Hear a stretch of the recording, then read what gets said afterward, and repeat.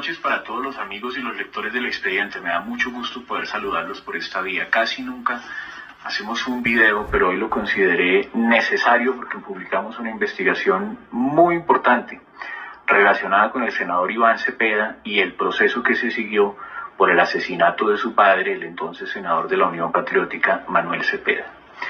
El expediente conoció un testimonio de un falso testigo que le confesó a un juez de la República haber mentido, haber inculpado de manera injusta a dos suboficiales del ejército que terminaron condenados a 43 años por ese asesinato. Según esos oficiales con quienes conversamos en el expediente y según la declaración de ese testigo, el entonces activista de derechos humanos Iván Cepeda, quien visitaba frecuentemente las cárceles del país con el pretexto de dar clases de derechos humanos, abordó al falso testigo y con distintos ofrecimientos, prebendas y beneficios consiguió que éste accediera a declarar en contra de dos oficiales del ejército. Cepeda necesitaba tener a agentes del Estado como responsables de ese crimen para posteriormente poder emprender las acciones judiciales en contra del Estado colombiano. Acciones judiciales ante la Comisión Interamericana de Derechos Humanos que determinaron que se trató de un crimen de Estado por el que el gobierno nacional, a través del entonces ministro del Interior, Germán Vargas Lleras, ofreció disculpas al senador Cepeda y a su familia, y crimen de Estado por el que el senador recibió una indemnización cercana a los 1.000 millones de pesos.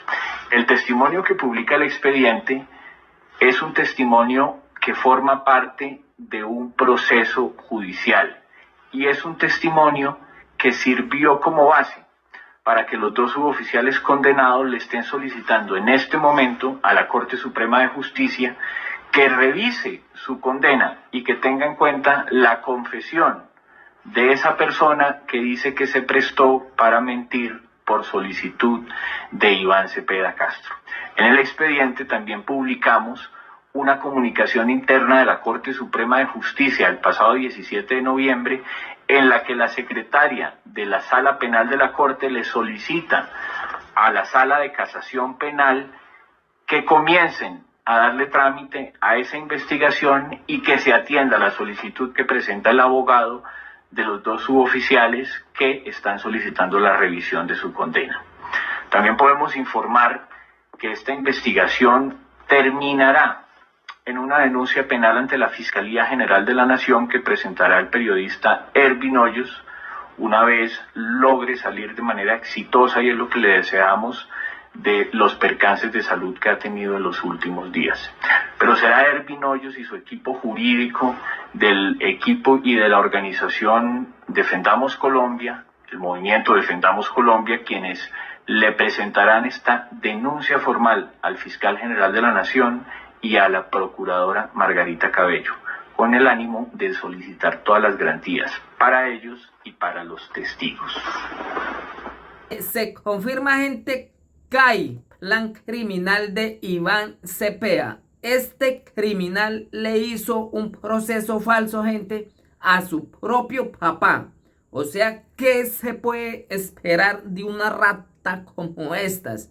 Que le hizo un proceso falso para encubrir, gente, al grupo terrorista de las FARC, los responsables del asesinato de su propio papá.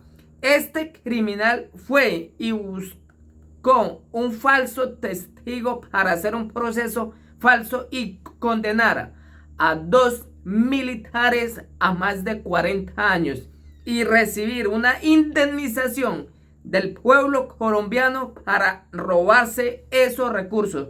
Recordarán ustedes, esas cortes internacionales, la CIDH de derechos humanos, son unos criminales, unas ratas que apoyaron ese plan criminal de hacer un proceso falso y de condenar al pueblo colombiano a pagarle a un asesino criminal quien hizo un proceso falso, porque el grupo terrorista de las FARC fue el responsable del asesinato de su propio papá Y estos criminales encubrieron ese plan criminal y culparon a militares inocentes.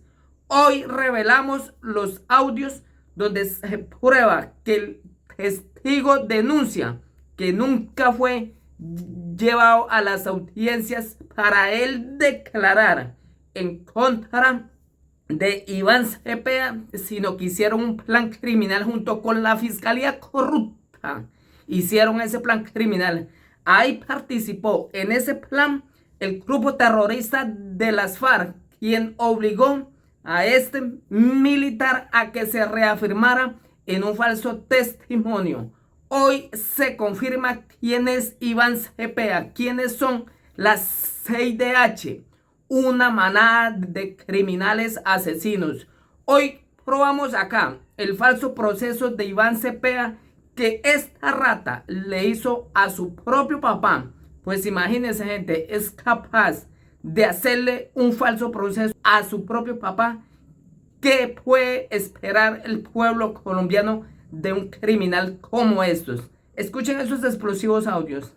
Yo necesito que me ayude a conseguir los responsables de la muerte de mi papá, porque el Estado me tiene que dar una plata grande. Si yo corono esa plata, usted se va a llevar una parte de ella. Por el expediente 3 años atrás, Iván Cepeda se acostumbró a visitar las cárceles del país desde muy joven en busca de los testigos que le sirvieran para construir su demanda contra el Estado colombiano por la muerte de su padre, Manuel Cepeda Vargas, militante comunista y presidente de la Unión Patriótica. El entonces senador cayó asesinado el 9 de agosto de 1994 en el barrio Banderas, en Bogotá, hecho por el que hay 2 oficiales del Ejército Nacional condenados a 43 años de cárcel y que el Estado tuvo que pagar casi 1.000 millones de pesos a su hijo, el hoy senador Cepeda. La CIP, que declaró el homicidio como crimen de Estado y que en agosto de 2011 el ministro del Interior, Germán Vargas, pidió perdón a nombre del Estado y de los oficiales condenados. Eso era lo que se sabía del caso, pero la verdad histórica y judicial podría dar un giro gracias a un testimonio hasta hoy desconocido que publica en exclusiva el expediente y formará parte de una documentada denuncia que interpondrá el equipo jurídico de Ervin Hoyos. Los cargos son por presunto falso testimonio, fraude procesal y concierto para delinquir. La confesión es del soldado profesional Elcias Muñoz Vargas, quien en el año 2007 le contó a un juez de la República en la ciudad de Neiva que en 1998 Cepeda lo buscó y él le ofreció beneficios para que inculpara a los suboficiales Justo Gil Zúñiga Labrador y Hernando Medina Camacho. El proceso se llevó en el juzgado tercero penal del Circuito Especializado de Bogotá bajo el radicado No. 5393-3. El entonces activista de derechos humanos, quien dictaba charlas en las cárceles, necesitaba que algún agente del Estado fuera declarado culpable para proceder con su denuncia contra el Estado ante la CID, persiguiendo una reparación económica. Los suboficiales Justo Gil Zúñiga Labrador y Hernando Medina Camacho acaban de presentar recurso de revisión de la sentencia que dejó en firme su condena con base en la declaración de reconocimiento de falso de testimonio. Los denunciantes y el periodista Ervin Hoyos le solicitarán todas las garantías al fiscal general de la Nación Francisco Barbosa y a la procuradora Margarita Cabello. La información también será puesta en conocimiento de la Comisión Interamericana de Derechos Humanos CID. El audio. Transcripción del audio. Usted relata que le hacen un ofrecimiento de dinero para lograr menoscabar la posibilidad de defensa de Camacho. Usted quiere relatarle al juzgado ese pequeño acto en el que usted se entrevista con el Dr. Iván Cepeda. Menos sí. Con referente a esto, yo quiero ser claro y de pronto quiero también en este espacio. Y la verdad en este hecho es que en alguna oportunidad, estando yo recluido en la cárcel Modelo de Bogotá, conocí un tipo de esos que aquí en la Modelo me sacaron a la Fiscalía Regional en varias ocasiones. En una ocasión de esas el fiscal, que nunca pude ver porque me hablaba por medio de estos micrófonos, y me manifestó que yo estaba corriendo peligro en esa cárcel, que, si yo no tenía conocimiento de ello, yo le dije que no, pero que si él tenía conocimiento de eso me ordena una seguridad. Ellos me ordenaron una seguridad y me trasladaron a un sitio que le llaman de máxima seguridad, donde se encontraban algunos comandantes de las FARC, algunos integrantes del cartel de Medellín. Allí conocí a un señor de nombre Alfredo. No recuerdo el apellido, comandante de la FARC de alto rango, y el señor Felipe Torres. Fue ahí como yo llegué a ese sitio, porque ellos conocían ya la situación mía y nos ingresaban al pabellón. Ellos tenían conocimiento de todas las personas que iban a llegar hasta ahí y eso era manejado por ellos. Entonces, a raíz de eso, por el medio que yo sentía de que no me recibieran ahí y me devolvieran al patio donde estaba y de pronto me fuera a pasar algo, nos fuimos relacionando con referente al proceso. Entonces ellos me refiero al Sr. Alfredo y al Sr.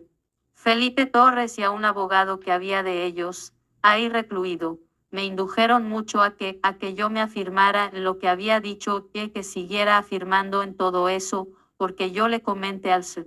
Felipe Torres eso prácticamente me lo habían encontrado a mí. Entonces, el afírmese eso porque vamos a traer una onde no sé dónde ya le van a tomar una declaración y usted tiene que decir que es así, que haga lo que usted dijo, ya eso está, y afírmese en eso. Y así fue, me brindaban comida, me brindaban beneficios. Y ahí fui trasladado a la cárcel de Neiva. Ahí conocí a un señor que era médico, pero él presta los servicios como enfermero en la cárcel y yo tenía muchos problemas con la tensión porque he venido padeciendo de un problema de la presión de la sangre. Y de pronto un poco del corazón. Me estaba haciendo el chequeo y el recuerdo que estaba conmigo cuando tuvo conocimiento del proceso en el cual yo me encuentro y llegamos a la conclusión y el tipo dijo, hermano, usted conoce muchos militares, voy a traerle a un amigo que... Es una situación bastante delicada, yo no le puse mucho pecho a la cosa, como a los 3 meses llegó un sábado el hijo del senador Cepeda, Iván Cepeda, al pabellón donde yo me encontraba, yo no lo conocía. De pronto ingresó un sábado y un señor barbado ahí y otros muchachos y un abogado entonces vino a hablar conmigo y se puso a hacerme preguntas referentes al proceso.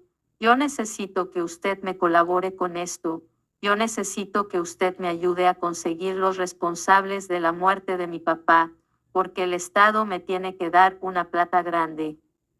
Si yo corono esa plata, usted se va a llevar una parte de ella, pero como yo no conocía bien la situación, a los pocos días, bueno, él se fue y que volvía a los 5 días, vino una fiscal de Bogotá y un fiscal de Bogotá a la cárcel de Neiva, que si esto no estoy diciendo mentiras, debe estar registrado en las entradas del personal que ingresa a una cárcel.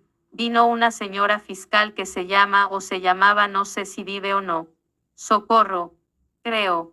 Ella trabajó en el CLI de aquí de Neiva y fue cuando yo me enteré del accidente que había tenido el señor Zúñiga con una pistola que se le había disparado y se le había muerto una hija de él.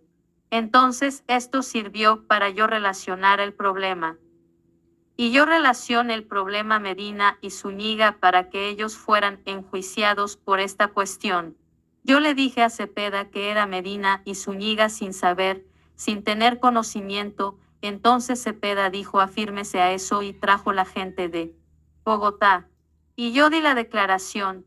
Yo se la hice y esa declaración valió para la captura de ellos. Les pusieron a la picaleña en medio de la... Pero, ¿quién?